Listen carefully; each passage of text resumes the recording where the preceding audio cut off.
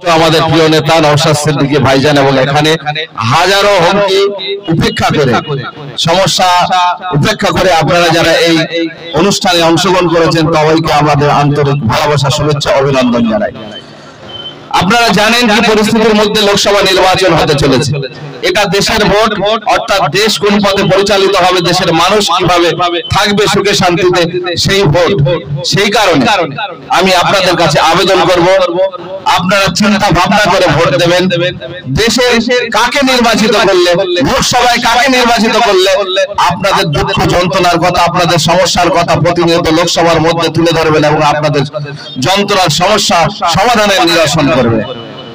এমন কাউকে আপনারা নির্বাচিত করবেন না সারা বছর তাকে খুঁজে পাওয়া যাবে না, ফিল্ম ইন্ডাস্ট্রিতে ঘুরে বেড়াবে, আর তারপরে আপনার যে সমস্যা থেকে যাবে আবার 5 বছর চলে যাবে। আজকে ভারতবর্ষ স্বাধীনতার 75 বছর অতিক্রান্ত, তারপরেও সাধারণ মানুষের দুঃখ যন্ত্রণার কোনো নিরসন নেই। গরিব আস্তে আস্তে গরিব থেকে গরিবতর হচ্ছে। ভারতবর্ষের 10% থেকে 6% মানুষ যারা দিনের পর দিন তাদের সম্পদ বাড়িয়ে চলেছে, কোটি কোটি কোটি কোটি সম্পত্তির মালিক হচ্ছে, আর সাধারণ মানুষ দুবেলা ভালোভাবে খেতে পাচ্ছে না। মাথার উপরে সবার ছাদ নেই, এখনো রাস্তার উপরে খোলা আকাশের নিচে বসবাস করতে হয়, এরকম হাজারো মানুষ আছে। সেই কারণে 5 বছর আপনি কিভাবে চাইছেন চিন্তা ভাবনা আপনাকে করতে হবে। সঠিক চিন্তা ভাবনা যদি না করেন আপনার এই যন্ত্রণার নিরসন কোনোদিনই হবে না। ভারতবর্ষে গরিবের সংখ্যা বাড়ছে, তার মানে হচ্ছে কি আমাদের চেতনা, আমাদের যোগ্যতা, আমাদের চিন্তা ভাবনার কোথাও প্রবলেম আছে। গণতান্ত্রিক রাষ্ট্রে আপনি 5 বছর সুযোগ পাচ্ছেন, 5 বছর পর আপনি যদি চোর ডাকাত গুন্ডাকে নেতৃত্বের জায়গায় বসিয়ে দেন, তাহলে সেও আপনার যা কাজ সেই কাজই করবে। কিভাবে লুটপাট করবে সেই চিন্তা করবে, কিভাবে তার ব্যক্তিগত সম্পদ বাড়বে সেই চিন্তা করবে। আপনি যদি আপনার মনের মতো, আপনার মনের কথা বলার মতো, আপনার সমাজের মানুষকে যদি আপনি জায়গা মতো যদি ভোট দিয়ে যদি পাঠিয়ে দিতে পারেন, তবে আপনার কথা সে বলবে।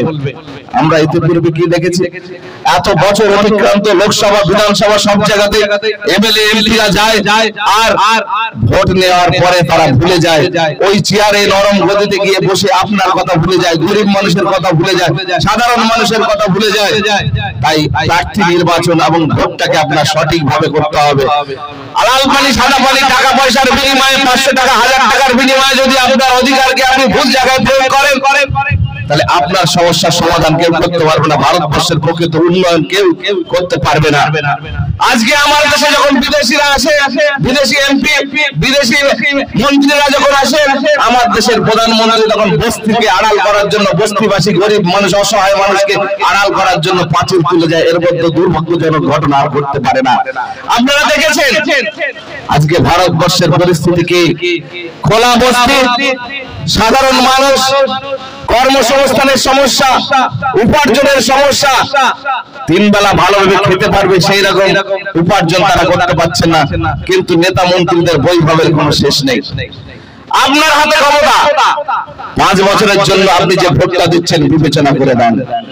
এমন কাউকে ভোট দেবেন না যে আপনার কথা বেমালুম ভুলে যাবে, 5 বছর তাকে ঘুরে পাওয়া যাবে না। আপনারা দেখেছেন ইতিপূর্বে অনেক এমপি এখান থেকে হয়েছে। এর আগে আমাদের যে এমপি গুলো ছিল তাদের কথা আপনি ভালো করে বিবেচনা করুন। আমার আশেপাশে যাদের টুরের এমপি বলুন, এখানকার এমপি বলুন, লোকসভাতে গিয়ে তারা কতদিন আপনার কথা বলেছে, আপনার সমস্যার কথা বলেছে।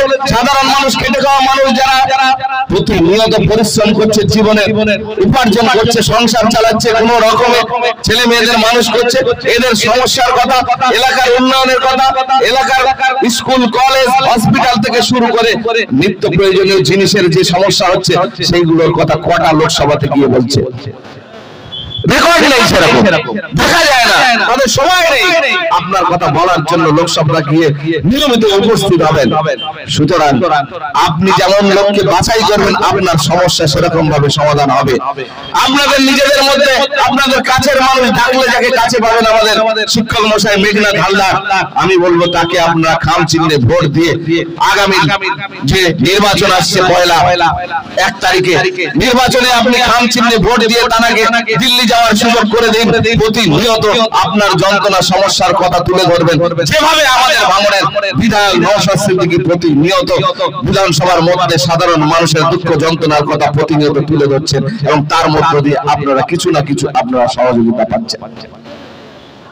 আজকে এই জায়গাতে আপনারা যারা হাজির হয়েছেন, খুব অল্প সংখ্যক লোক হলেও আমি তো বলবো বুকের পাটা নিয়ে এখানে হাজির হয়েছেন। কারণ এইখানকার যা ইতিহাস, এই পূর্ব ক্যানিং এর যা ইতিহাস, যারা বিরোধী রাজনীতি করে তারা জানে, এবং যারা বিরোধী রাজনীতির মিটিং এ এবং সভা সমাবেশে যায় তাদের উপরে কি ধরনের পরিবেশ তৈরি করা হয়, কি ধরনের আক্রমণ করা হয় তারা জানে।